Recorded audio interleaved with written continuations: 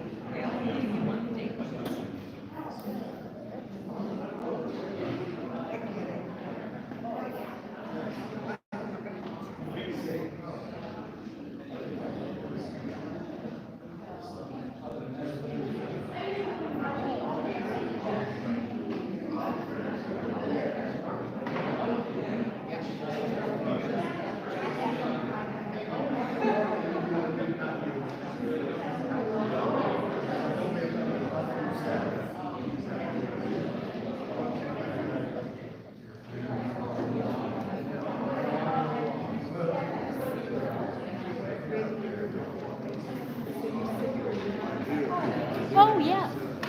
Sure, yeah. Near death, so I need to. Oh, okay, yes. Central Yeah. area. Yeah, you can sit there or even here. Yeah, that's a great place. You know, we Lutherans, we like to sit in the back.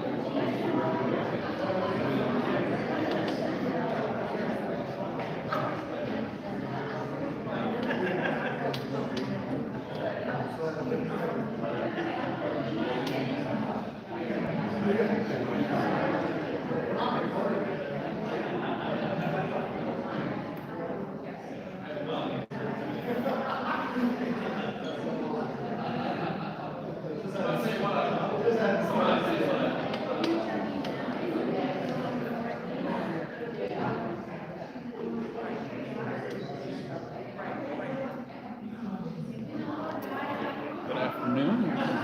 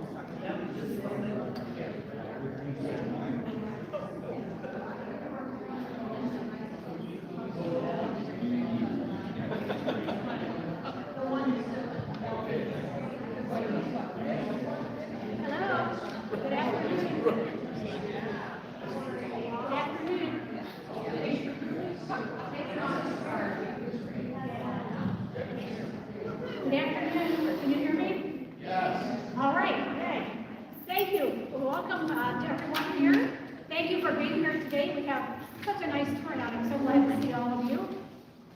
We have a very informative afternoon.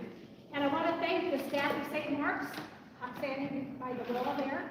They're sitting there. So they were the ones that mentioned this topic. So thank you very much for all your help. So and on the tables, I have a listing of future events for Young at Heart. You don't have to be a member of the church to come, so we welcome everyone. Please make sure you get some refreshments in the back. And I want to announce the speakers. Today we have Greg Esposito from Intech IT Solutions in Bowling Green. We have Matt Robinson, who is a detective with the BG Police Department, and AJ Fuller, who works in the Information Technology Services at BGSU. So welcome all of you, and we'll have, after they get finished, we'll have some time for questions. Okay? Thank you. Thank you. Hi, good afternoon, everybody. Like you said, my name is Matt Robinson. I'm a detective with the City Police Department. I feel like I'm a stand-up comedian up here with the microphone. So if I tell a bad joke, you have to forgive me. I've been with Bowling Green Police for 18 years now. The last 2 of those years, I've been a detective. I'm also assigned to the Secret Service Cyber Fraud Task Force out of the Toledo resident office. And I am going to talk to you guys today a little bit about my experiences, the common scams that we see come in and get reported to us specifically. And then these guys have a lot more of the knowledge base behind the technology and things like that. So some of the common scams we see, and you might have heard about them on the news, the government impersonation scams. That's where somebody calls or contacts you claiming to be the IRS, Department of Homeland Security, police department, and says that you have a warrant or that you owe back taxes. And if you don't give them money or gift cards or whatever they want, then the police are going to come and they're going to arrest you. And they're going to try to act like your friends, and they're here to help you out, but really they're sowing those seeds of fear. And fear is really a common theme behind a lot of these scams. They want you to be scared, they want you to emotionally be up here, because as you know, the more fear we have, the less rational decision making and thought that we have. So another common one is the business impersonation scams, where somebody claims to be Amazon, or your bank, or something like that, and they'll contact you and they'll say that there's a problem with your account, or that, you know, $400 million has been charged to your Amazon account. And you go, well, I don't even have Amazon Prime, I don't shop on Amazon. And they go, oh, well, and somebody must have impersonated you, and we can work all this out together, but we need to progress forward, and they'll try to draw some information out of you and things like that. With the business impersonation scams and the government ones, but especially the business ones, one of the things that we see is very common is they will elicit information from you as far as, okay, well, you know, what bank do you have and things like that. And once they get that information, then they'll say, well, I can actually transfer you to somebody at your bank. And then they will transfer you to another scammer in their call center that then pretends that they're from your bank, and they say, okay, you know, we're working with the IRS, and we'll transfer you to somebody at the IRS. So you're talking to multiple people, and what that does is they're trying to build a feeling of legitimacy, where they're trying to convince you that they're real and not scammers. Another one are the sweepstakes or lottery scams.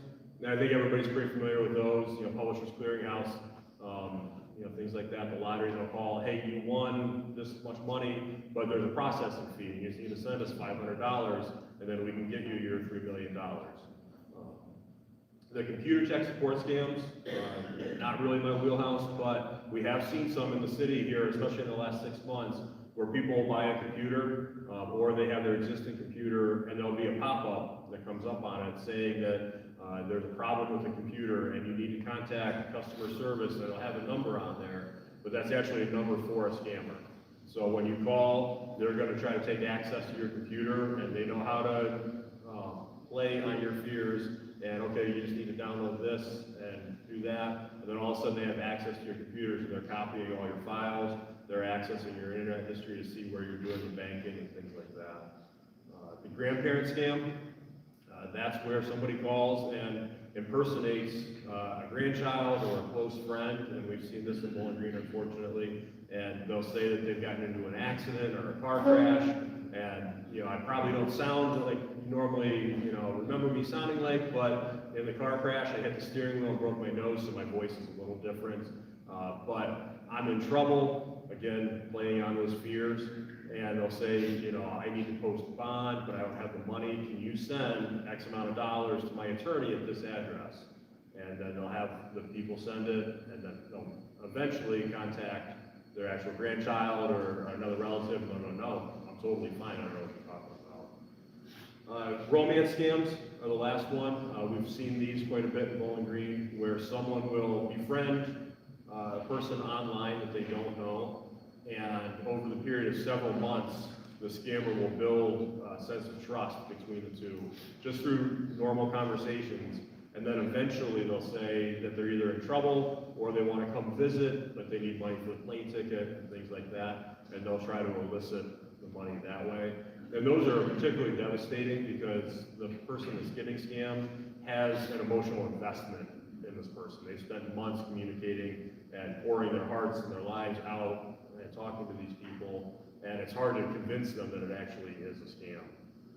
But the themes that we see, like I talked about, are fear.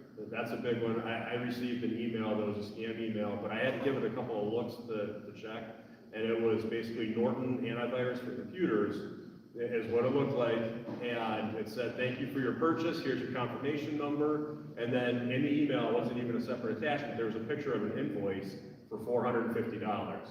And it said that basically the charges could be reversed in the next 12 hours if you call this number. Okay, so the fear of, I don't want to be out $450 for something I didn't pay for, and then the second theme is urgency. They want you to have to feel like you have to take care of it right now.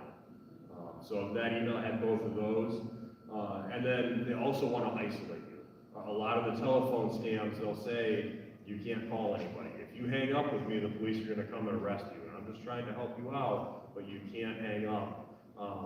And we've gone around, and different organizations have gone around and talked to the different clerks at the pharmacies, at the grocery stores where you can get money orders, that actually trained them on, if you see somebody comes up, they seem upset and they're on the phone, talk to them and find out what's going on, because they're probably a victim of a scam. And the scammers have caught on to that, so now they're having you not hang up, but put your cell phone in your pocket to hide it from the clerks, so they don't catch on to that. So if you receive a phone call or a communication, or you're talking to somebody, whether you think it's your business or not, and you're seeing all these elements, that's a red flag. If they want you to be afraid, if they want you to have a sense of urgency and they want to isolate you where you can't call anyone else or contact them and talk about it, that's a red flag to stop.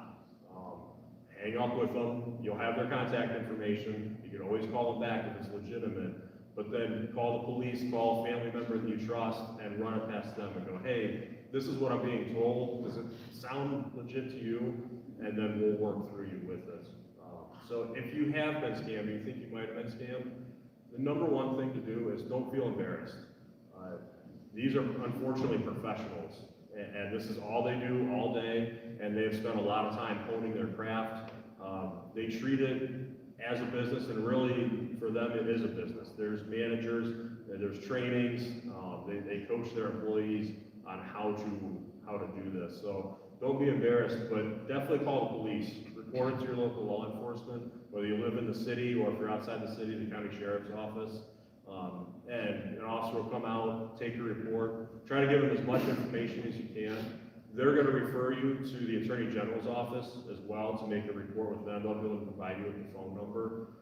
Most of the scams lead outside the area.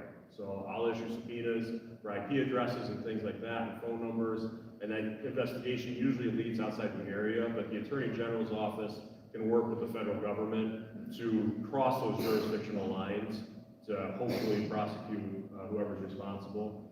After you contact us, or even before while you're waiting for us to arrive, contact your bank and let them know. Even if you feel like they didn't get any of your bank information, still let them know, because they could be on the lookout for suspicious activity. And then the last thing that the officer's probably going to recommend you do as well is to place a fraud alert on your credit bureau. So you can contact any one of the 3 credit bureaus and let them know you might be a victim of a scam, and they'll put a fraud alert on your account, and that'll be good for all 3 credit bureaus. And all that does is for the next 90 days, if anyone tries to use your information to, steal money from you, purchase something in your name or anything like that, they'll have to take additional steps to prove that they are who they say they are. And that would be you. So if in the next 3 months you want to buy a car, the dealership would hopefully ask for some additional information just to confirm that you are who you say you are.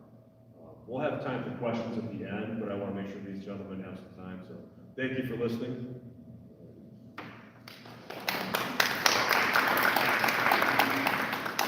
So I'm AJ Fuller.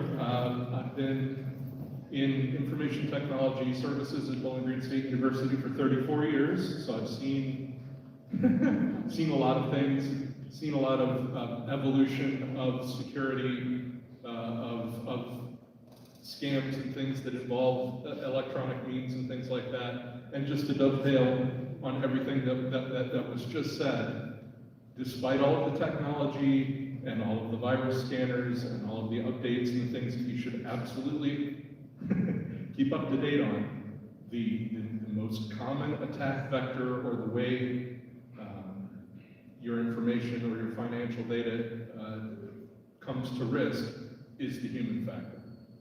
It may be through an email, it may be through a phone call, it may be through some mysterious person that you don't know on Facebook, but the human factor and being aware all the time of what's coming at you and who's asking you for what online is probably your best line of defense. How many of you have a Facebook account? Okay, how many of you have recently seen one of these posts where a friend of yours says, let's have some fun with this. Answer these 42 questions, and when you're done, post done here, and then copy and paste this on your page. Have you seen these? They're everywhere. What's happening here, there are two risky things involved in that. And you don't think about it, it's fun, it's someone that you know, and it's fun to find out about, or remember things that have happened. But if you look in those 48 questions, and it comes in different forms, but a lot of times you will find questions that may look familiar to you because they're those same questions that your bank or your credit card company or your mortgage company or your insurance provider ask you as security questions. What was your first car? Where did you go to elementary school? What was the name of your first pet?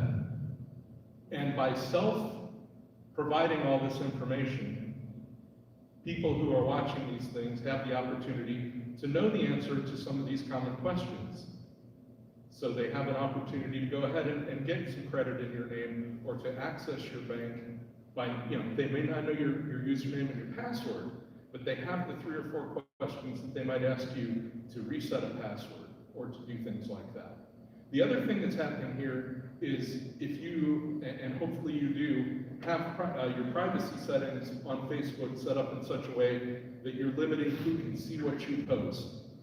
That's a good thing. That way, people you know are seeing the posts that you want them to see, and the whole world isn't. When you copy and paste something from another person, and you're taking their content or you share their content, now everybody that they are friends with can also see you and see your answers to those things and see your photos and all the other things that you might have online. And if this has gone 8 or 10 levels deep, now there are tens and thousands of people that you might not intended to have shared some of this information with who can see these things. So, is the message be afraid of Facebook? No. But be aware. Be aware that there are things going on in the background there where you may be sharing information in a broader circle than you intend. And this goes for, like I said, the hey, let's answer these questions. It's, the funny political meme that you may be sharing, or whatever it is, things that are being copied and pasted around. And that's kind of what leads to, how many of you have seen a situation where you got a friend request that looks like it's coming from somebody you're already friends with?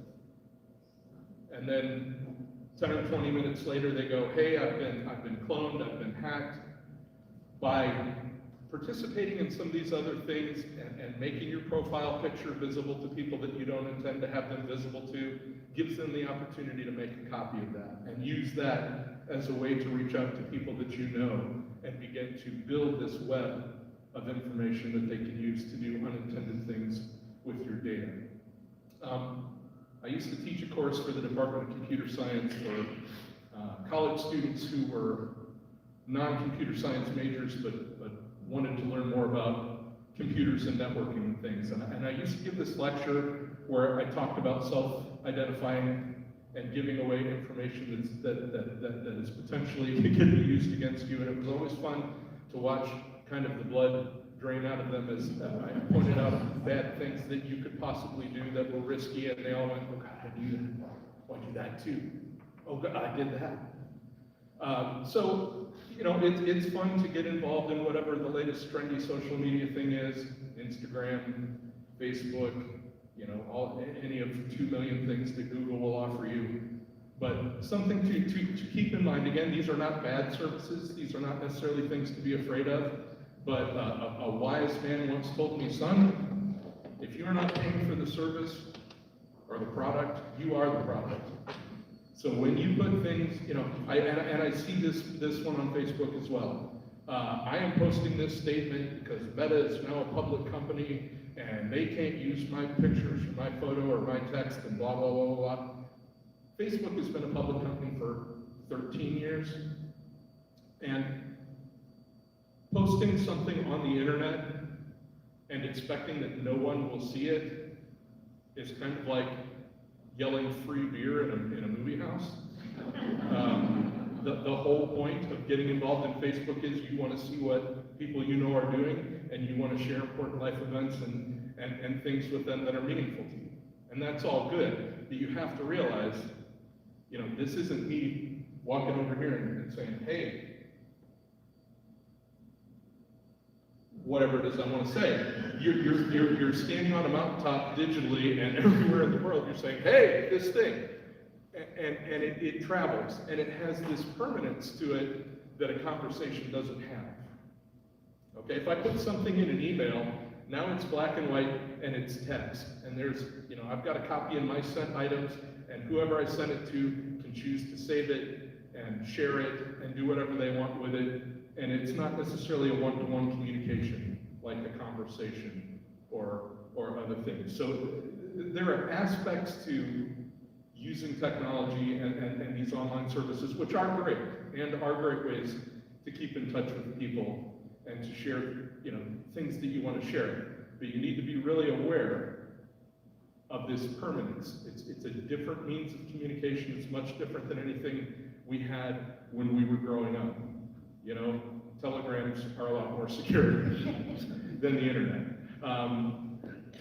And I guess the other thing too is to consider just in general as you're using email or you're using some of these online things, it's very tempting to click on a link. It's very easy. And for email-borne scams, the majority of them involve you clicking on some kind of a link to take you to a site that the criminal owns.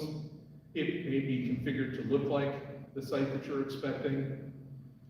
It's not to get too nerdy, but there's this thing called Unicode. So all of the characters, you know, we've got 26 letters in the standard English language, and then there are these special characters that you might see in Spanish or French or others that have accents or Greek characters or any other kind of a thing. So computers need a way to encode all these special characters that aren't part of our normal North American 26 letters and, you know, 10 numbers that we're used to dealing with. And some of them look really similar. And if you're at a glance looking at a link or looking at a URL or looking at the name of a site, and they've replaced that E with, you know, an umlaut on the top of it, you might not catch that. And they can use that as a way to shuffle you places you don't think you're going and make it look like the site you're expecting to land on and get you to type in your username and your password and those kind of things. So you need to be really aware, typically, and kind of dovetailing in on some of the scams that he's talking about where you have a pop-up with a link or a phone number. your bank is, if your bank is worth anything, they already know your account number. They're not going to ask you for that. Okay, if you get a call, or you get a pop-up, or you get something that says, hey, I'm your bank, or I'm your credit card number, or I'm your insurance provider, rather than clicking on that link or calling that number that God knows who has provided you probably have a bank statement, or you know your insurance agent's number. Don't call that number that's on the screen. Don't click on that link. Call them, or go to your web browser and type in that site that you go to directly. And that will cut down a lot on your exposure to people who are trying to play shenanigans on you. So again, the message is not necessarily be afraid of everything online. The internet is a wonderful thing, and there's lots of good services out there, but don't get caught up in fear. Don't get caught up in, this flashing message on my screen that says you've got to call us in 20 minutes or bad consequences will happen. Take a step back, take a deep breath, reach out to known sources if you have a concern about your bank or about, something online, and that will go a long way to protect you, because again, the human factor and our willingness to want to trust and believe people and take them at face value is a tool that they use to get to your information. All right?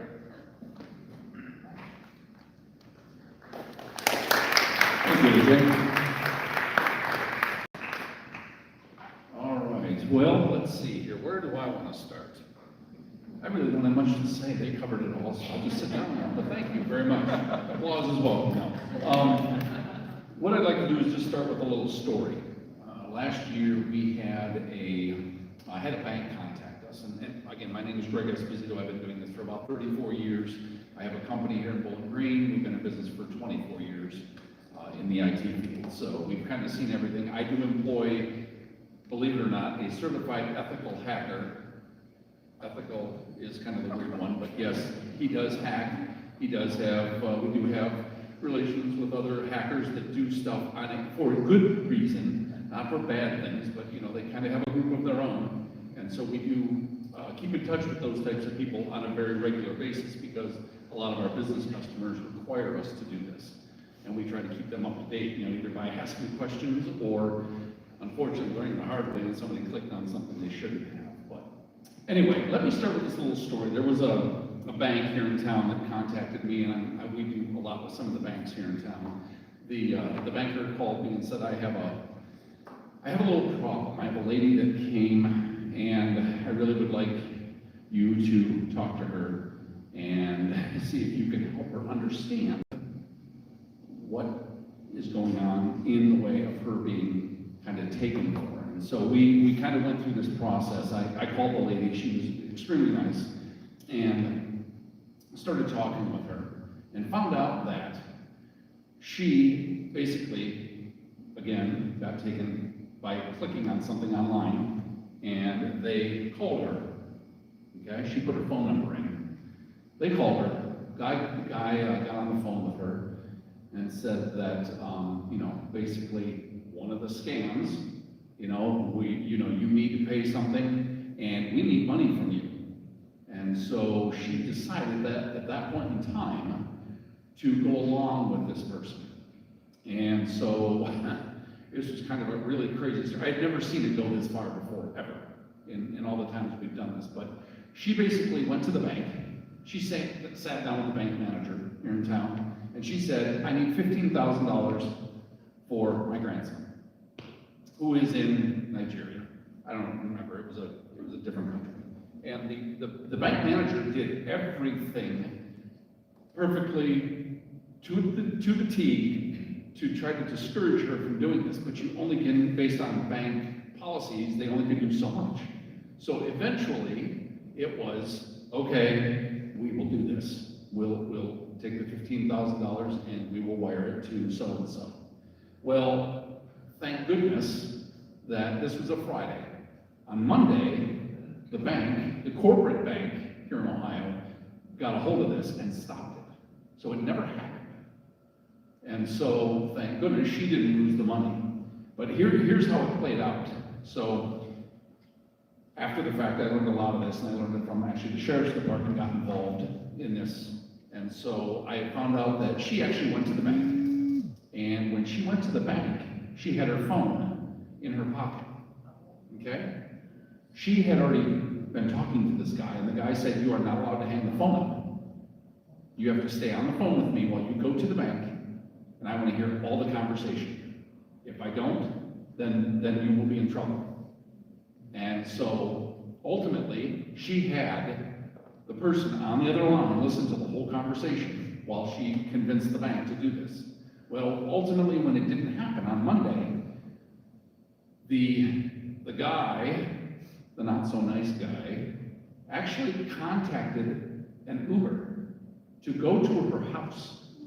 Yeah, go to her house. So really ended up knocking, I think, on a few doors. Neighbors, she lives out in the country, so on and so forth. And he finally knocked on her door. She did open. She did not let anybody in. You know, he wanted this software. And she goes, "I know nothing about this software." "Well, you owe us this software because you didn't go through with the deal or something." It was kind of like way out in left field. She was confused.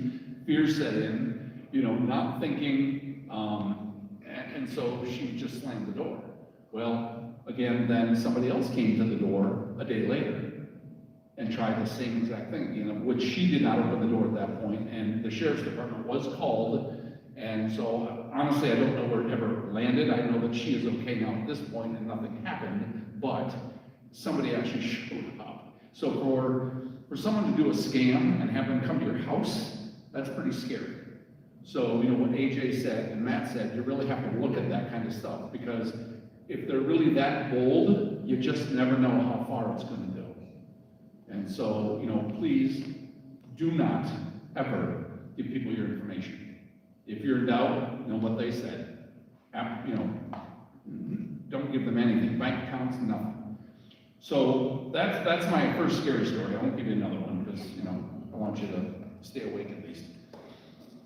I handed out these, and AJ was talking about social engineering. So if you look at this one that says social engineering red flags, AJ talked about a lot of these. He talked about links. He talked about looking at the email address, you know, different characters. This is a visual of what he was talking about. So it goes right down, line by line, of what to look for in an email, okay? If you don't know who the person is, and even if you know who the person is, I'm gonna say, if you have to stop and think, and my rule is if you have to stop and think for 1 second, then don't click on it. Call the person. Because that 1 second makes a world of difference. So this is kind of a visual for you to see exactly the types of things that come across when it comes to email, and what not to click on, and what to look for. Okay?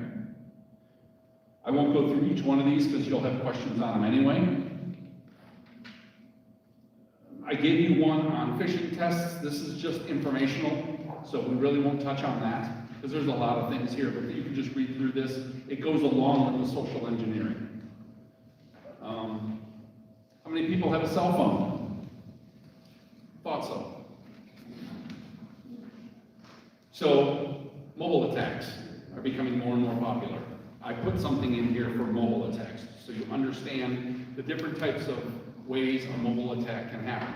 There's also, one of the things that we do a lot of training on is when you walk into a Panera Bread and you have a mobile phone, you have a data plan, it's limited, so you're only allowed so much data. So why don't I just get on their Wi-Fi? Bad idea. Don't do that. Don't do that. Not a good idea. We do a lot of training on, we call it man-in-the-middle attack, and I'm sure that you guys know what that is, where we will pose, we'll go into a business, and we'll set up our laptop as a hotspot for someone to connect to, and we can watch all the traffic that goes through that laptop. Everything that's not encrypted goes through that laptop, we can see all of it. Well, that's what kind of happens at some of these Panera Bread, or any restaurant, doesn't matter whether it's Chick-fil-A or any of the others that have a wireless network, if you look, I mean, there could be 2 Chick-fil-A's, there could be a Panera Guest, there could be a Panera Private, or something that looks like Panera, or Chick-fil-A, or the name of the restaurant that you're at, and you connect to it. It could be really not them. It could be a hacker waiting to get to your stuff and look and see what you're doing while you're sitting there in the restaurant. Kind of hard to believe, but yes, it does happen a lot. And we do a lot of training on this because they'll come in one day and do one thing, and then they'll come back, and we've been involved in a few of those where we've actually caught the person, believe it or not, and we were nice enough not to turn them into law enforcement, but we scared the living heck out of them. So, I mean, will that do good? Who knows? But anyway, so this kind of will give you some ideas on mobile attacks. They talk about apps, using your browser on your phone, but the biggest thing is don't connect to those, like airports. Airport's another big one. You know, people want to sit and browse on the internet. They connect to the airport Wi-Fi. That can be really bad. I suggest using your data plan to do that surfing, okay? If you have a laptop and you have a cell phone, you can make your cell phone a hotspot. If you don't know how to do that, we can probably help you with some of that, I'm sure. But you can make this a hotspot so you can use the wireless here, which is safer than going through the airport Wi-Fi. Okay? So just look this over. You guys can, in the meantime, while I'm going to the next one, you can ask questions on this, any 3 of us. Okay? Just some numbers, and these aren't real current. These numbers are actually a lot higher on the ransomware page. Do you all know what ransomware is? Yes, show of hands. No? Okay.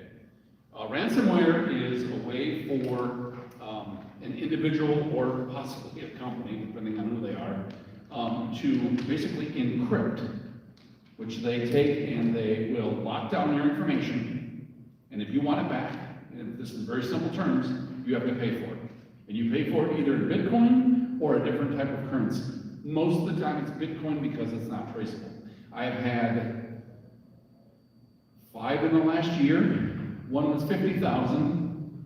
They paid it, which blows my mind. They decided because it was such a hit to them, they paid the ransomware. And believe it or not, they got all their data back. That doesn't always happen. But I would say, you know, the $50,000 in Bitcoin, which blew my mind that they would pay. First of all, you know, was a drop in the bucket compared to how much money they were going to lose when all their stuff was basically locked up behind a key. Because they got on the server, they came in the back door, they locked everything down, they couldn't get to anything. The whole manufacturing process was shut down.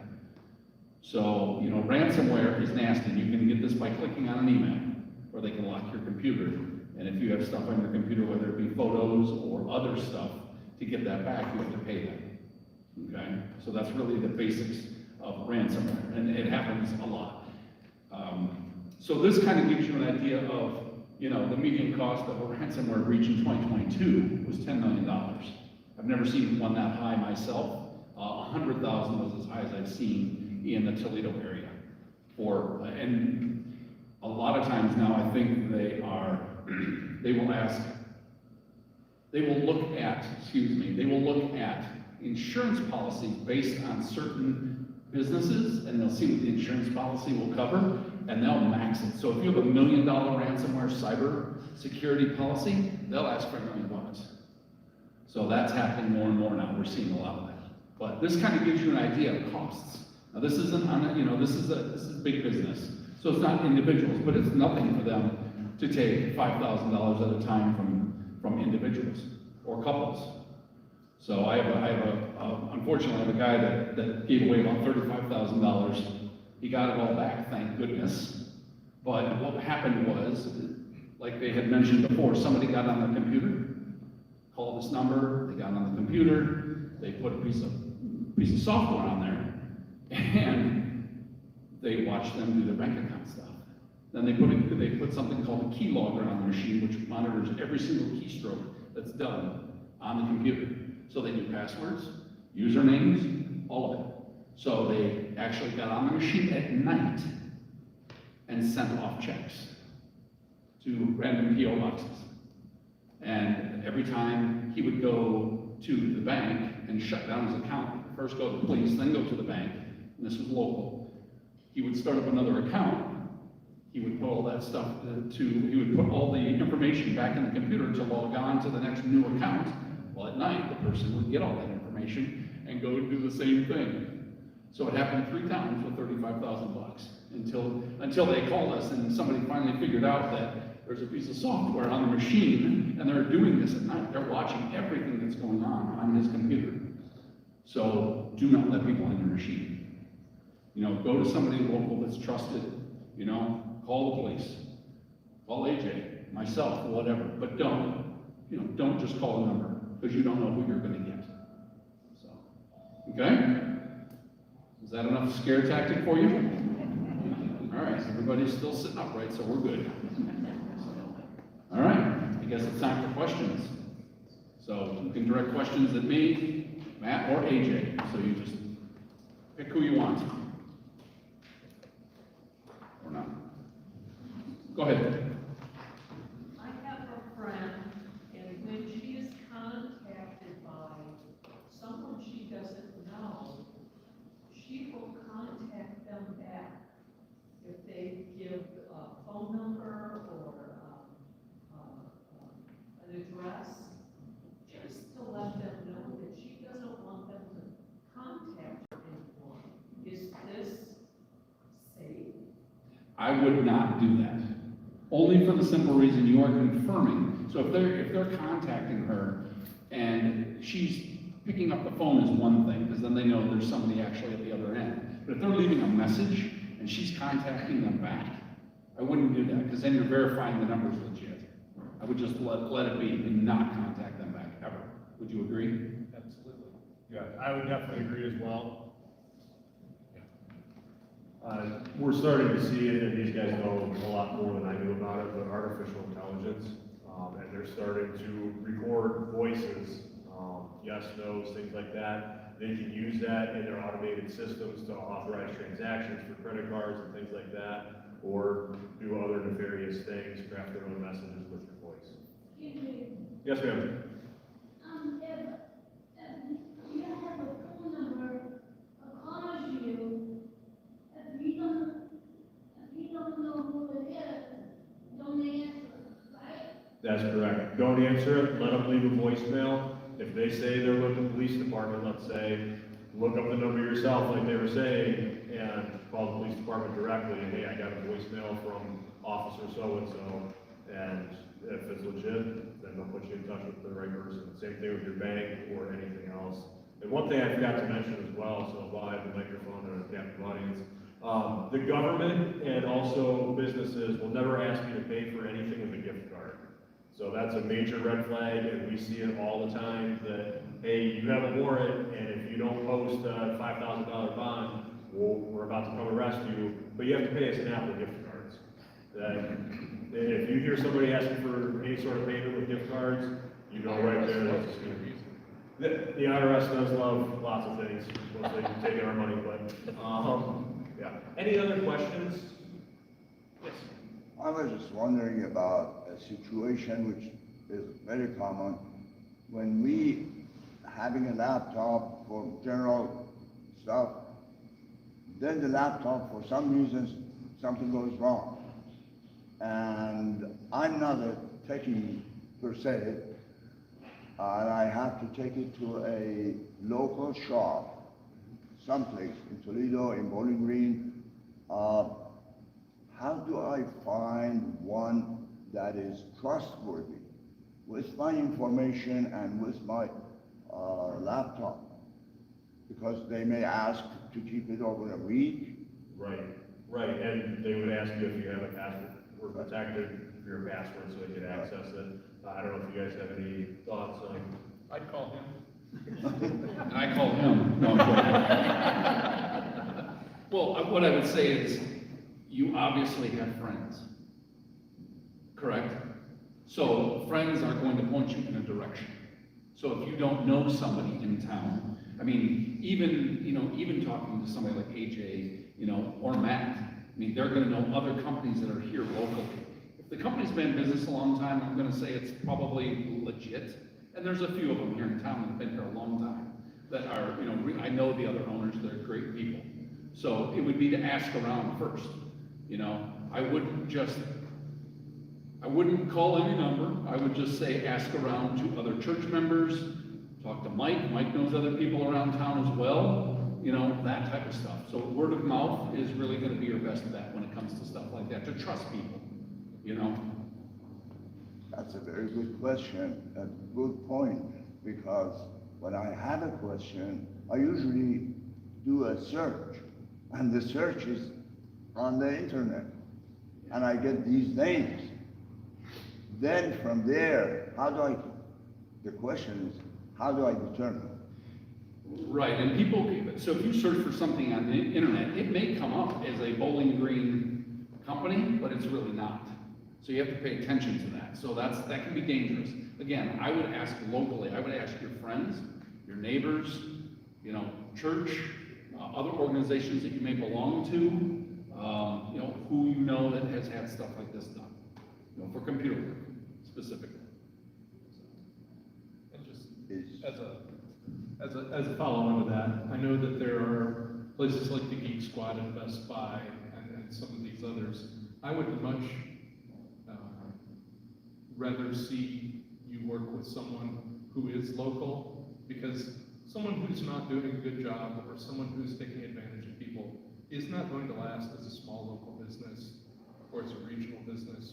Whereas when you deal with a large entity, a corporate person who's hiring somebody and maybe giving them a few weeks of training, they're not going to have the same sensitivity to your situation or to protecting your data as someone who is local, who is a community business. You know, you're not going to get the same level of attention to detail on preparing food at McDonald's that you might get at, you know, a local restaurant. Same kind of thing with your data needs. If you can find a good local source that you can trust, and you can vet that with people that you know, and doing an online search is a good place to start, but that's not the end. You should, you know, do some of that additional homework. That's really good advice. And to add to the question, if I may, Yeah. there are some names that come up as individuals who are residing in town or claim to reside in town, and claim that they would come to your residence and do it for you. Is that legit? I would definitely only take that as a referral from a friend. Speaking a little bit about internet searches and things like that, a scam that I saw and investigated a couple of years ago, a bad actor that was trying to scam people and steal money came up with a really kind of a genius scam where they went to Google and they updated the Google page for a business, a tow company in town, and said, hey, we changed our phone number from this to this. And what that phone number then went to was a call center overseas. And so when somebody needed a tow, they typed in Bowling Green Tow Companies, and this popped up as an ad. How many people have Googled something and then the first couple of sites that come up are ads? Never click on those, because those can be nefarious bad actor sites. Always scroll down a little bit to find the actual website. But somebody Googled tow company, and this particular tow company came up with their phone number, and all looked very legit because Google actually posted that phone number. So they called and said, one second, and I'll finish it, I'll give it to you a second. So they called what they thought was a tow company, and it was a call center, and they said, hey, I need a tow, and the call center said, no problem, that'll be $200, and we take payment over the phone. So the person went ahead and paid, and then the call center actually called that tow company and said, hey, you need a tow at this location, and the tow company said, okay, it's $60. So they paid the $60 to the tow company and dispatched a tow truck driver. So the company, basically the scammers, overcharged and are pocketing all this profit, but it took a long time for the tow company to figure out what was going on, because they were still dispatching a tow truck, and the tow truck was actually getting paid. And how it all kind of unraveled was the tow truck showed up and the person didn't need the tow anymore. The car started. And so then the next day they went to the tow company and said, hey, I'd like a refund for the $200 because I didn't need your services. And they said, well, actually, we only charge 60, and then it kind of all unraveled from there. So you've had a question for a while, yes? Yes, I know how to contact them through the police department, but can we contact UAJ and you, Mr. Esposito? And how do we contact you? Yes. Yes.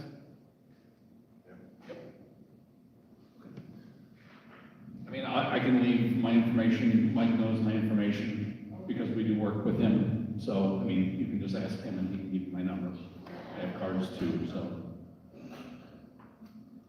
One other thing about online payments, just in general, that I'll mention.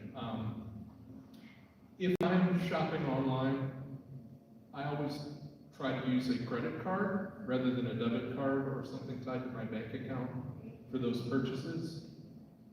And the main reason for that is your credit card company offers you some additional protections. You can dispute a charge with them, and they're usually a giant mega monolithic bank that has infinite funds behind them, so they won't get upset about, you know, holding on to $200 that's been spent from your account that's in dispute.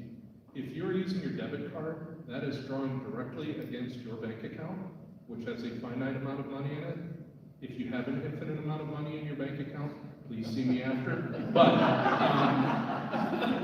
by using that credit card rather than the debit card, you're not exposing the amount that you have actually in your account, and there are some additional protections there.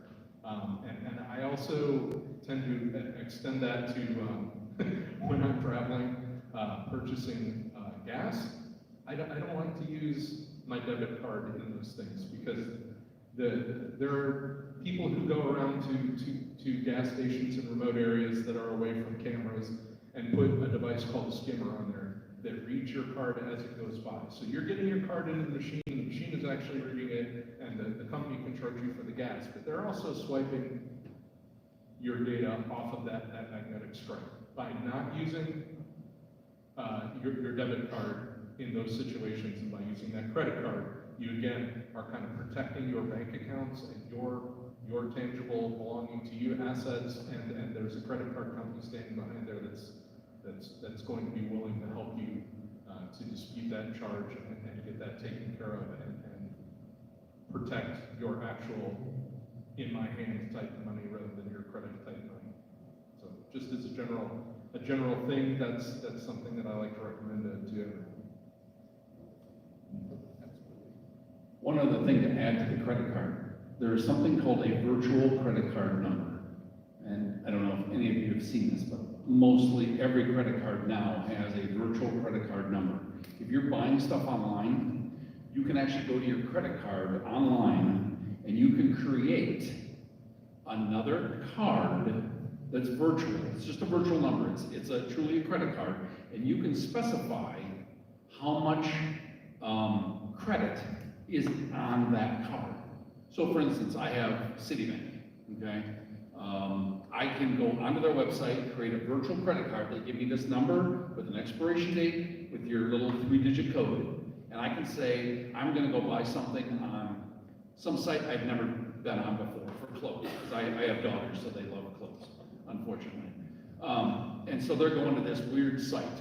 And I'm like, I don't have a clue what that site is, whether it's legit or not. So I'll create a virtual credit card number, and then I will say it's only good for $56.85. So then, when they ask for the credit card information, I give them the virtual card, all the information, my name, blah, blah, blah, but it's only for the $56.85.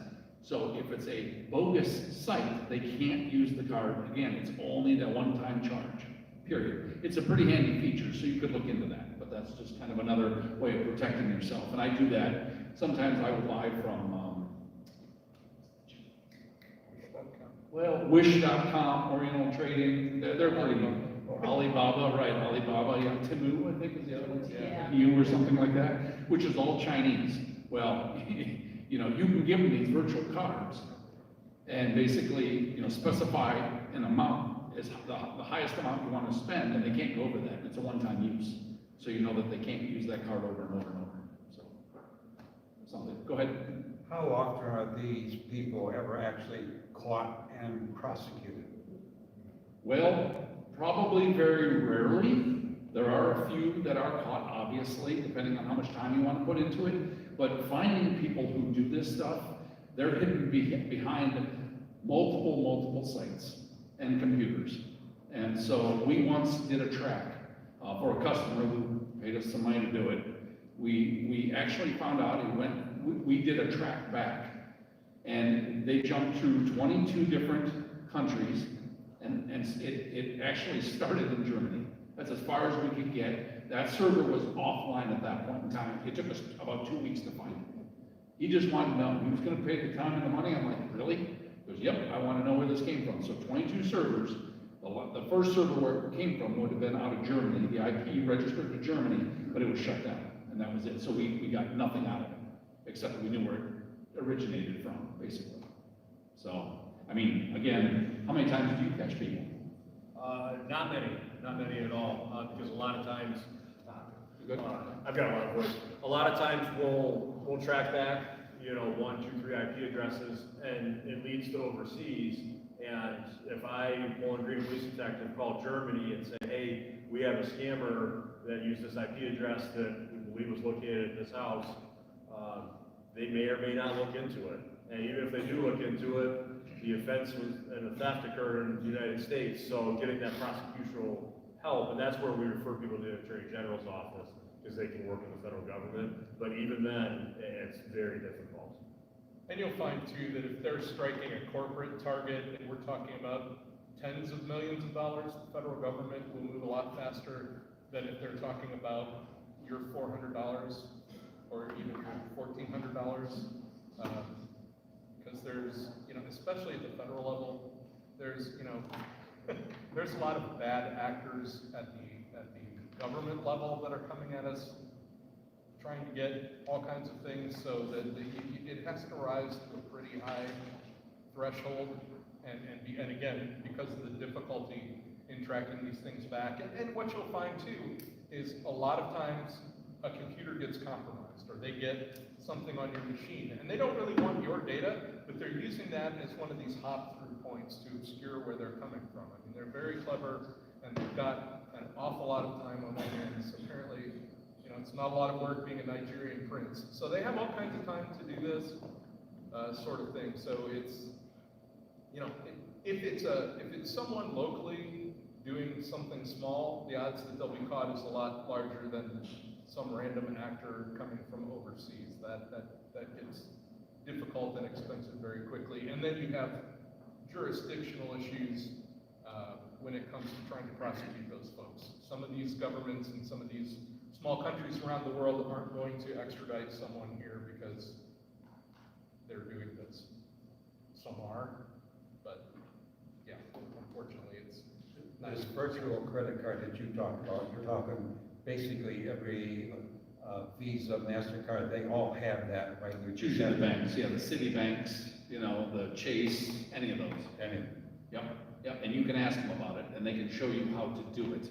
I mean, it's a pretty cool feature, that's for sure. So, I've had twice where my daughter's ordered from, where we got a product and it wasn't, I think one was a skirt and the other one was a blouse or something, and we ended up getting like a toy.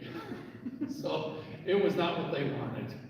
I mean, it was their money, they lost it, I mean, honestly, but it does happen, so, yeah. Go ahead. I give a call, we want to get it, this morning, I went home and gave phone, I didn't ring 4 times a piece, it rings a little bit more, I wait for my kids, but anyway, I'll pick it up, they say hello, and then the little spot repeated, don't say it, so I hang up. Do not, so, my rule to answering the phone, is you don't answer the phone if you don't know the number, the caller ID, or if you're going to pick the phone up, say nothing. 0. Give it time. They'll hang up. Even if it's an automated robot, it will hang up. It has a time limit of probably, I think the longest one I've seen is like 5 minutes, you know, or just hang up, but still, do not say hello, don't say anything. I mean, you know your friends and family's numbers for the most part. It could be a, you know, somebody that it could be a friend of a friend that you don't know their number. But if you pick up the phone and say nothing, they're gonna say, well, hey, Greg, this is so-and-so. Well, hey there. And then I'll say something, but otherwise, no, I don't. I usually say nothing. So, yeah, I've had some good scams, and I will be honest with you, I use it as a stress reliever. So when they call me at my office, I don't suggest you guys do this, but if they call me at my office, we play games with them all the way around. All of us get involved, and we will just keep them going for as long as we can. Well, there is a company out there, whoever this is in India, that purposely calls back and now calls us names, because we have done it with them so many times, you know. And so I actually had fun one day. I was home for lunch. I'll make this real quick. I was home for lunch. You probably know my wife, Allison. And so I got a call, and she goes, "This is for you." I'm like, okay. When she says it that way, I know where this is going. So I had a guy from India. He said, "Are you Dan Smith?" I said, "Yes, I'm Dan Smith." You know, he asked for an address. I gave him a bogus address. He goes, "Yep, I got you right here in the database." Right, you do. And so he said, you know, I'm calling you because your computer's infected. Okay, my computer's infected, so, you know, and I acted nervous. What do I do? He goes, "Well, we can fix your computer for," I think it was $200. I'm like, okay. I said, "What do you need from me?" And he goes, "Well, you need a credit card." And I said, "I don't have a credit card." And he goes, well, can you go get, you know, a card of some type? And I said, "No, I can't." I said, I don't have one. He goes, "Well, that's how we'll process this, if you can get a card." And I said, "Well, to get a card, I have to go in my backyard, I have to dig up the money next to the dead body, and then go to the bank and get a card. I mean, you know, put some in, get a card of some sort from the store." And the guy paused, which was quite interesting, because, I mean, he obviously knew something wasn't right there. Though he paused for a very short second, and he said, "Well, let me pass you on to my supervisor," which was, so it made it more interesting. So he started off with the same thing. He goes, "Are you Dan Smith?" I said, "Yes." He goes, "Are you married?" I said, "Yes, but I'm getting a divorce at 5:30, so if you're interested, you can call me back." I mean, I played the little, and my wife is just dying on the other hand, you know, on the other side. And she's like, "Greg, you can't say that stuff." I said, "I say what I want to say." So we went through the same thing. Well, that guy figured out when he came to the whole money in the backyard, dead body thing, I finally got a hang up. You know, he hung up on me, but it was fun. So that's my stress reliever that I do, you know. So anyway, somebody have a question? Go ahead. What are the most common scams run through the Bowling Green map? Internet, credit cards, email? Really, everything that I talked about, we see it all on probably a weekly basis. Yeah, it really is everything, you know. They try one thing for a while, then they change it up and try something else, and just rinse and repeat. And then they get better at their craft, you know, they hone that, try to come up with a different way to make you scared or something, and, you know, rinse and repeat, do it again. So go ahead, you had a question. Yeah, another one to look out for is if you're traveling and they call and they say it's the front desk calling and there's a problem with your credit card, and then they ask for the information. That's not the hotel desk calling. And if you want to tell them, "I'm going down to take care of it at the desk," that's the way to handle it. Yeah, if you're in doubt, then play the game. You know, I'll go down, you know, I'll call them. I'll call you back. You know, I'll call you back. It comes back to that same thing we were talking about with your bank or someone else contacting you. If you have a known, trusted source, like going directly to the front desk, regardless of the situation or the scam, it's always best to go to that known quantity, because then you're dealing directly. You know who you're dealing with directly. Always. Go ahead. We received in the email some ads about something, and then at the bottom it says, as a courtesy to us, that we can click here to to undo our subscription. Opt out. Right, Yes. opt out. Yes. Comment, please. Don't do it. Yeah, You don't want to, just ignore it, throw it in your trash, move on. Because a lot of them will just basically do bulk mass mailings to an ad. And it comes to you and you're like, oh, I don't want this anymore, opt out. Well, if you opt out, they know you exist, so now they will continue doing it, and it will get worse, they'll sell it, and sell it to other people, make money. So don't click on anything, throw it in the trash, and move on. Yep, good question. Go ahead.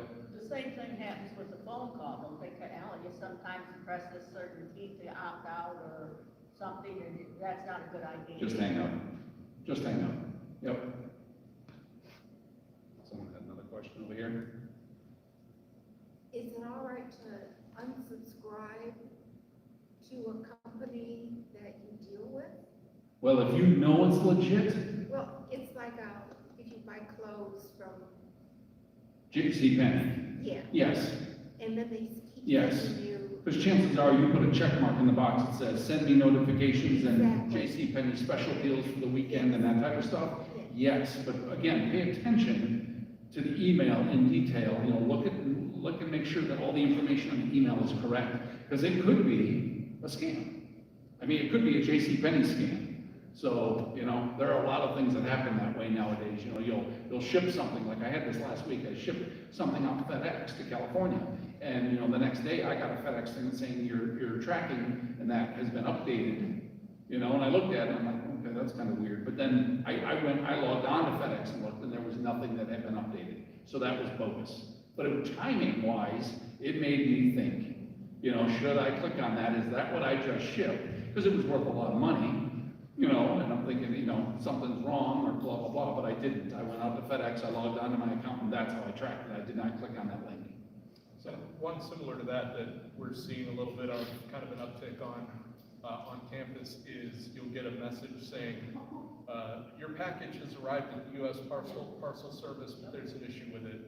Click here to, you know, or your delivery will be returned when you know you haven't ordered anything. That one is coming Very around a common. lot lately. I have one more question. Sure, go please. ahead. On Facebook, how do you know you've been hacked? Could they make your friends disappear? What, do you want your friends to disappear? They did disappear. Yeah, that's a whole other different Disappear. type of Could thing. I have been hacked, or did I do something? I don't know. I don't have a Facebook, so I'm not very well versed, but if anything suspicious happens, that would be my first thought, is that potentially I was hacked.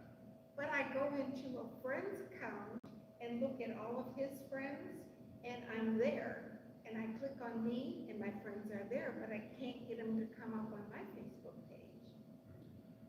Part of that, unfortunately, is Facebook wanting to market things that they want you to see to you more than things that you want to see to you. So they have this algorithm. You may have heard people go, oh, it's the algorithm. So what they're doing is they're prioritizing things in your feed that they think are either going to be of interest to you or that are attached to ads and things that Facebook is getting money for placing in your feed and things. So it's, unfortunately, you know, it used to be 17 years ago, you'd get on Facebook, and when you did, you'd see everything everybody you knew posted in order as it came in, and we liked it, and it was good. But nowadays, they're making money by placing ads and by sharing information and by doing all kinds of things. So they're heavily prioritizing what is appearing in your feed. So it's entirely possible that you just aren't seeing things from your friends because the algorithm does not think that they're relevant to you. Well, And you'll see these posts going, oh, I post this notice and all of a sudden I see friends that I haven't seen in forever. Please don't do that, because there is no real solution to this. well, everything I told Facebook is a lie, except my name. And then I have a high school friend who would have seen my name and sent me a friend request. So I could say, okay, you know, but just yesterday, they don't show up anymore. But that's all right, because I didn't want them anyhow. Well, there you go. Problem solved. Well, and to your point, you will notice oftentimes, particularly on Facebook, its behavior will suddenly change because they're constantly adjusting and tuning that algorithm in the background in order to optimize you seeing ads and things that they're making money on. Well, the friend who sent the request, he lives in Florida, I haven't seen him in years and years and years, and I don't know what he's doing, and I can live without that. Thank you. And one thing I want to say too is, something that's really important, and you'll see this more and more and more, is, your passwords need to be complex. And that is not 8 characters. There's lots of different ways to do this. You can have a password generator that generates 12 characters or more, uppercase, lowercase, and a special character. You can make a sentence out of it. So, think about sentences. So, those types of things, because if a Facebook account is hacked, my guess is that it's a common dictionary word. That is in tech, I have a guy that can crack a dictionary word, anything that's in the dictionary, even 2 words that are in the dictionary. We can crack that within 4 hours. 4 hours I can get into most things with people that do, I don't know, phishing 1, 2, 3 or something silly. If they claim desktop computer. Correct. Yeah. And so, we try to tell people, make your passwords complex. They're like, I can't remember them. Well, Make it a Yeah, sentence. please don't use the same one for everything. right, yeah, don't use the same one for everything, because that's a bad choice. Absolutely. One other thing to consider, and I know it's another step, but this is something that we have had to just implement across the board in the last 3 years at the university, is something called 2-factor authentication. You may have seen this referenced, or sometimes Facebook or Google or some of the others will encourage you to set up 2-factor. And what does that mean? Well, I've got a little app on my phone, and I tie it to my account. So I put in my username, and I put in my password, so it knows it's probably me. But it's also got my personal device attached to it. So it'll send a push to my device, and it'll pop up and say, are you trying to log into here right now? So that I can say yes. Or I can see that someone else is trying to log into my account, and clearly they have my username and my password, so I better change my password, and I can say no. Or it will generate a 6-digit code that it will ask me to type in as an additional factor. So we have a lot of problems with well, I hate to say it, mostly faculty, but also some students who are very, very good at giving away their password through various means. And so we were having huge amounts of problems with people getting these passwords, selling lists of these passwords online to other bad actors, and accounts being compromised. So by having that 2-factor and forcing them to use 16 character or longer passwords, we have dropped our rate of dealing with account compromises by password loss from literally hundreds a week down to about 4 or 5. So as an additional step, if you can stand it, and it is an additional step, it can be a little inconvenient, and it requires you to have your phone with you, but that will give you a level of protection.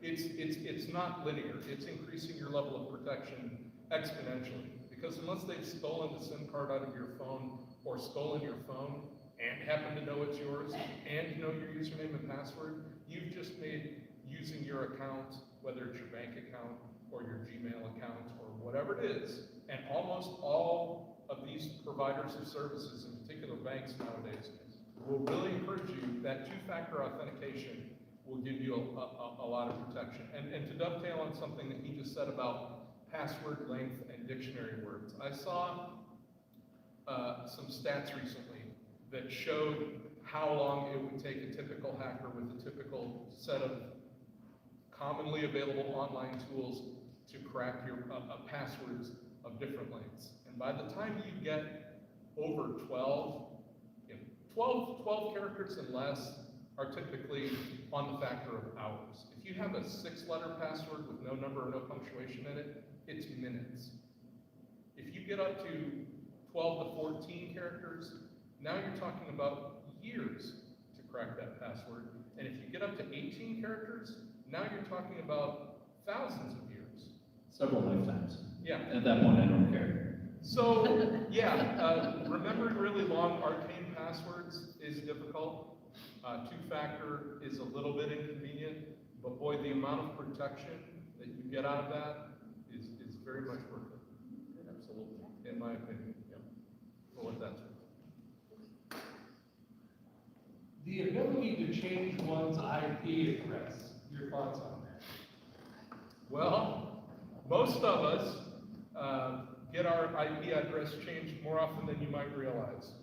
Because, you know, if you have service through Spectrum, or Buckeye, or God forbid, Frontier, or some of the other potential providers, they have a limited pool of IP addresses. And they use something called DHCP, called the Dynamic Hardware Control Protocol, that when you connect to their network, your machine sends some information about itself, and it says, okay, I see where you're coming from, you're one of my subscribers, and it gives you an address out of that pool to use. So your machine is configured to use DHCP, it grabs that, it grabs some other configuration information that it needs to talk to their network, and you're off and running. And those typically will have an expiry on them, and depending on how concerned about security and how many addresses are in the pool and what the churn rate is, there will be differing periods of time that address will be assigned to just your machine. And even if you turn your machine off, or you patch it, you reboot it, there's that period of time where you have that reserved. And when your machine connects and identifies itself, it knows that address is yours. So sometimes it's 30 days, sometimes it's 3 months, but at least a couple times a year, regardless of which of the major providers you're using, you're going to get a new IP address. It'll probably be in that same range, and that's okay. And when he needs to find you because you're doing something nefarious, he can quit that. He can go to Spectrum or to whoever your provider is and go, which machine has this IP address? So they you know, if they need to track down where it is or what it's doing, they can do that. Is it? And so it's probably happening whether you realize it or not. Is it a good idea? Is it a bad idea? In the modern era, I'm not sure how much it matters, because there's so many, you know, it used to be that maybe you had one device in your home connected to the internet and it was probably your computer. Nowadays, you probably have a television that's also connected, and you probably have 2 or 3 cell phones, and an iPad or 3, and maybe a refrigerator, and an Apple TV, and God knows, and how many of these things are all, you know, using your network and consuming IP addresses. So the churn rate, the amount of change that's going on, is greater than it used to be. So it's, I don't know. I wouldn't use it as a strategy, and I wouldn't worry about it, but these guys may have additional thoughts on that. The IP, like you said, changes. I mean, if I want my IP to be AJ's, I can do that if I want. I mean, a lot of kids do that type of stuff. It's called spoofing their IP, or, you know, but again, it's not a big deal. You just let the ISP company worry about it, you know, so. I'd be more worried about clicking on something, honestly, than that. So. What else? Anybody else? Go ahead.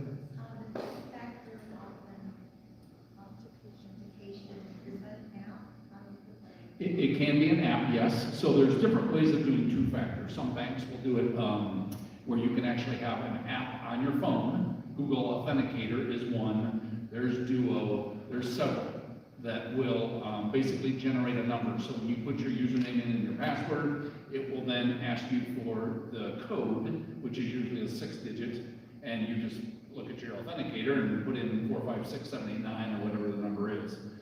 Some will do a push, which it will push a text message to you with that code as well. So you put the code in that way. So there's 2 different ways it can happen.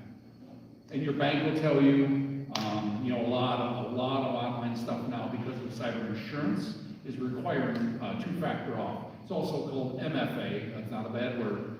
It's multi-factor authentication, which is 2FA. Same thing. You use them either way. The bank, chances are the bank when you log on, sometimes on the page that you log on, it will say something about, do you want to enroll in two-factor authentication or MFA? Because I got numbers from the bank, like when I'm trying to log on. Okay, Text me message. okay, then if they're tech, then you're already all set. I didn't know it was an app, so. Nope, nope, if you're getting text, then that's how the bank does it. Some require an app. Like when I log into my network at work, or any of my clients, we have an app that we have to go to, and that number is generated every 30 seconds, the number changes. So we have to put that number in. If we don't get it in time, it'll deny us, it'll kick us out, then we have to do it all over again, scream and kick and, whine and all that stuff, and try to log back in again. It is like AJ said, it's a great thing to have. It is a pain, but it's another way really to safeguard yourself. And once you get used to doing it, it doesn't seem as arduous. I mean, we drug 18,000 students and 5,000 faculty and staff members through it over the course of the last 2 years, and we got a lot of pushback, we'll say.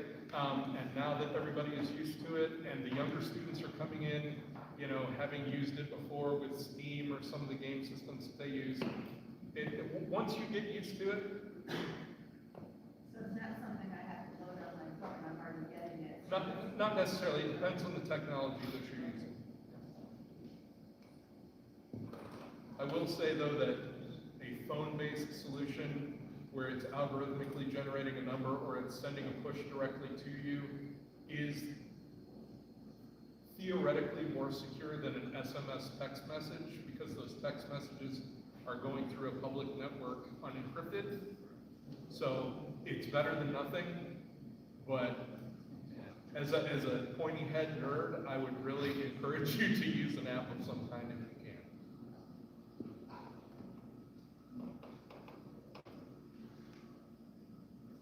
Go ahead. And I wonder about the difference between the various antivirus and protective softwares that are advertised to us, as opposed to what practices which we have talked about, and what's the in-between.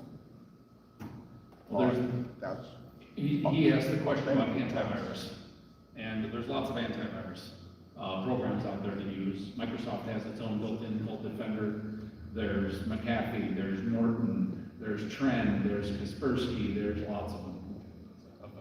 Yeah, I would not use Kaspersky. If you are, get away from it. It is Russian-based. So we do have a client that has a lot of Kaspersky, and he is moving away from it. But you can do a free version, and you can do a paid version of antivirus. The Microsoft side is free because it comes with the operating system. It works pretty well. I mean, honestly, it really does. It doesn't do everything, but it does a lot.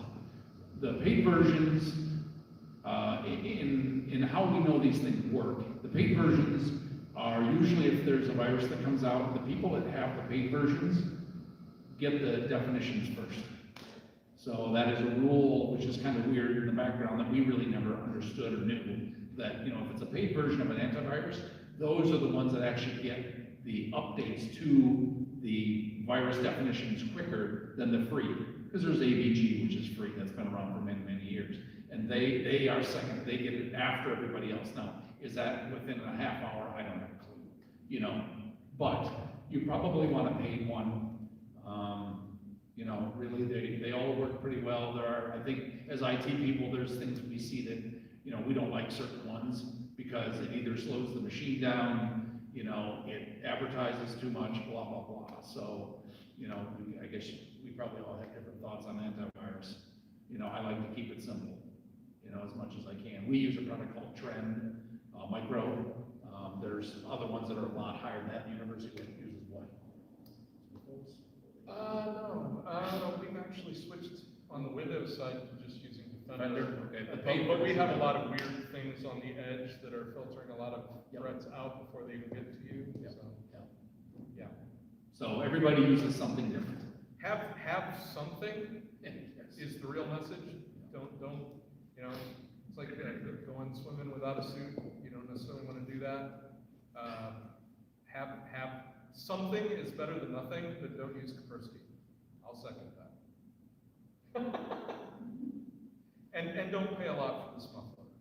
The free solutions, in particular, if you're using Windows, Microsoft has a vested interest in giving you reasonably good protection because you've already invested in their ecosystem and you're buying software and you're doing those things for them.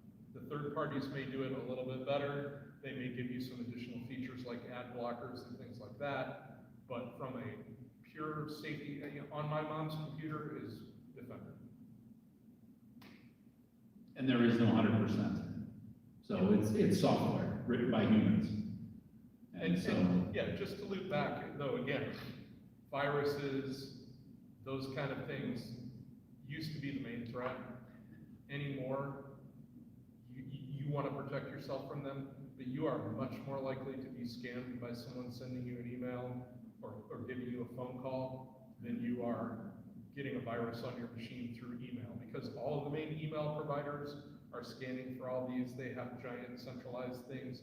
They're using artificial intelligence to look for patterns and trends to catch viruses that haven't even been discovered yet. So much of that stuff these days is being stopped before it even gets to you, that it's a threat, but it's not the main threat. The main threat is arming yourself with how to not click on something or get sucked into someone calling you or reaching out to you and pulling you into a scam, because they're much lower tech, they're much easier to implement, and they're much more lucrative than giving you a virus that makes you go get your computer scanned and may cost you a day. They'd rather cost you tens of thousands of dollars to rescue data or to do things like that.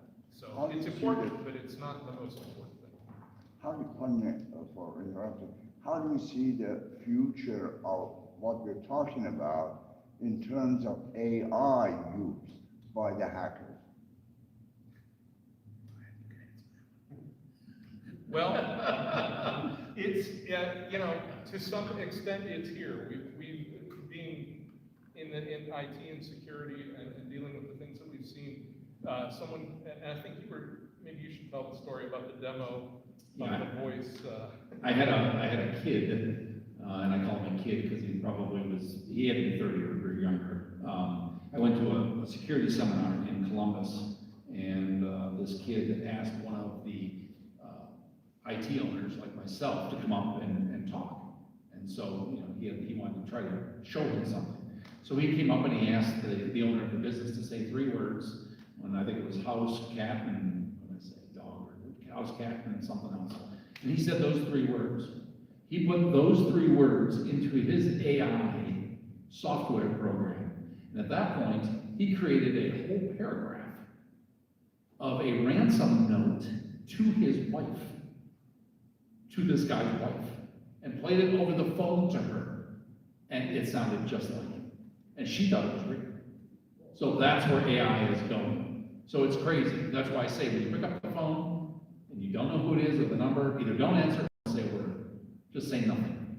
Now, the good news on the flip side of that coin is the government and the internet providers and the good guys are all also working on leveraging that technology to identify threats and filter them out before they get to you in ways that we couldn't have imagined 15, 20 years ago. And there's a lot of talk about ChatGPT and, oh my God, the AI overlords are coming for us and it's going to get sentient and it's going to destroy humanity. I wouldn't worry about that. It's a tool. It's pattern matching at its core is what it's doing. It's looking for patterns and things.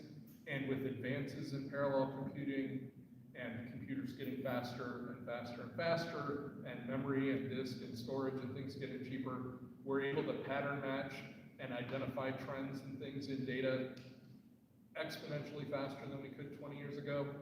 But at the end of the day, it's a tool, and if it gets out of control, you unplug the computer and it stops. So it's interesting technology, it's useful technology.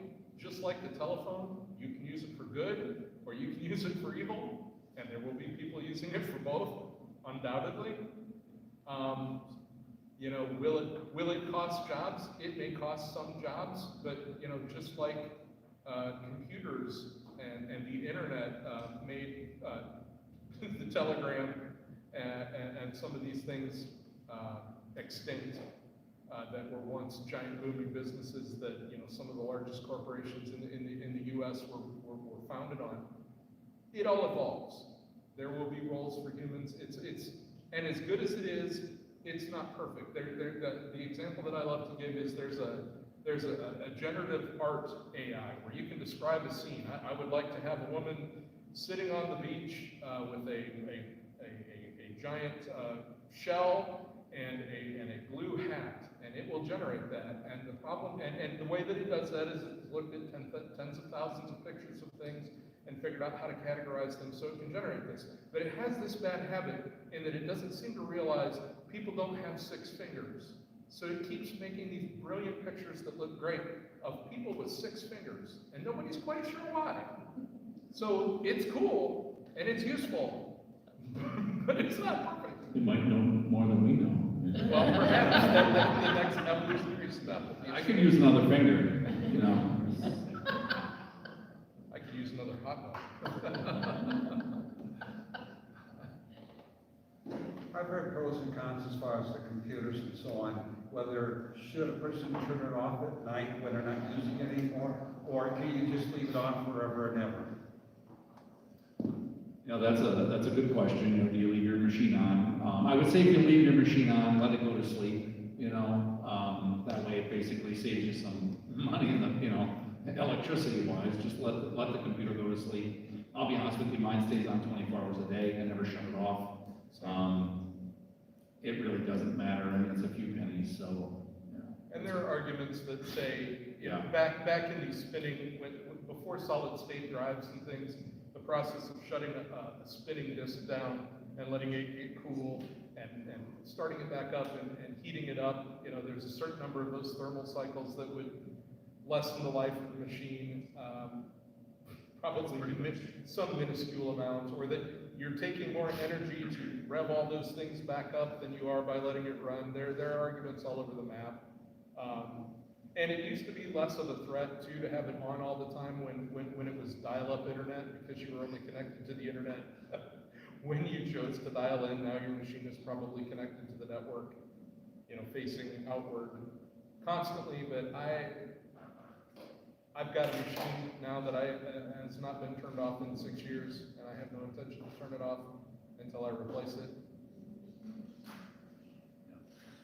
Go ahead. Are there any security issues with text messages?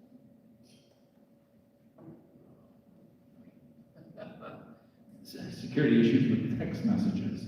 Well, I guess, you know, texts are, well, from a law enforcement side, your text messages are not private.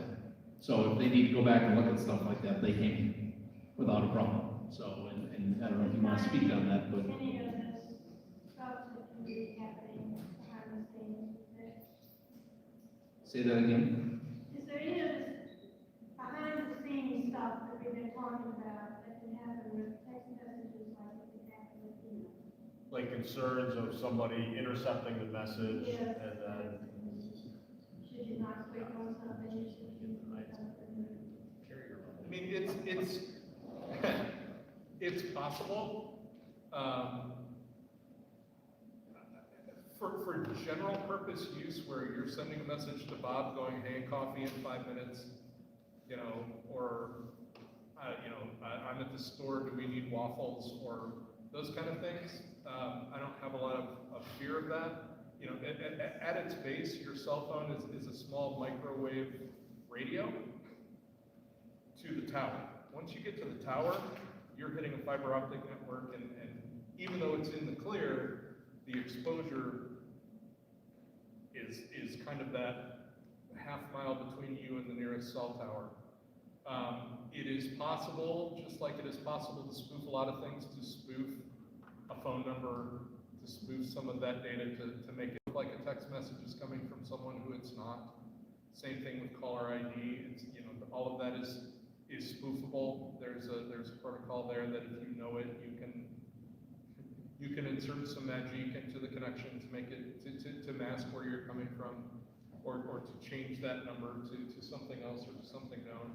I guess the only case where, because of that spoofability, that I tend to not recommend using SMS text messages is for that two-factor authentication, just because you don't want that to be spoofed. And, you know, to your point, I think you mentioned it, in order to intercept the text message between your phone and that tower, you have to have some fairly expensive, fairly sophisticated microwave radio technology and the ability to interpret all of that data on the fly.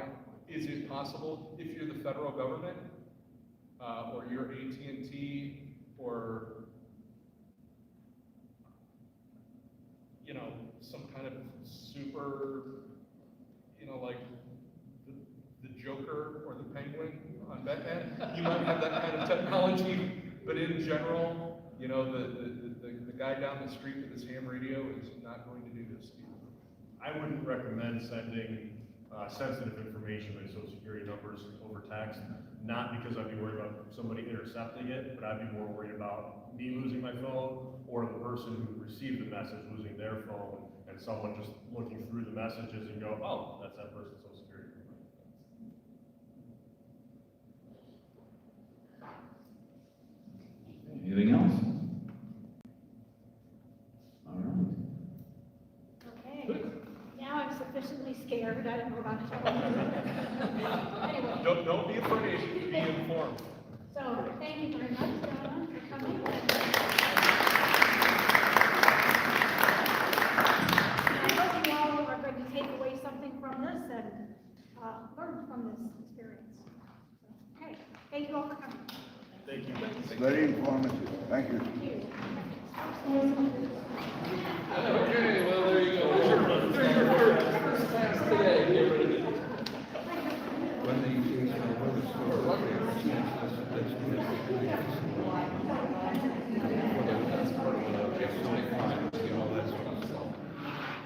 Now it's the whole Russian thing.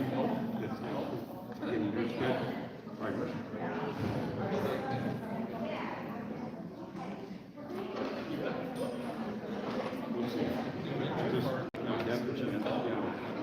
It's not a big deal to get all my kayaks and so on. Last one. That's what I'm saying. You guys,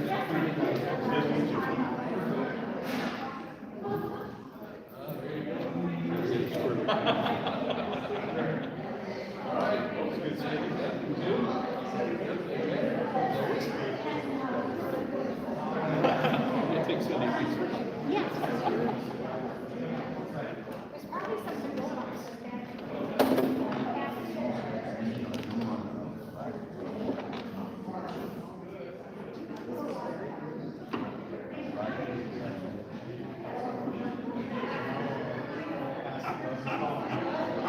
I think that's listen. You know what I was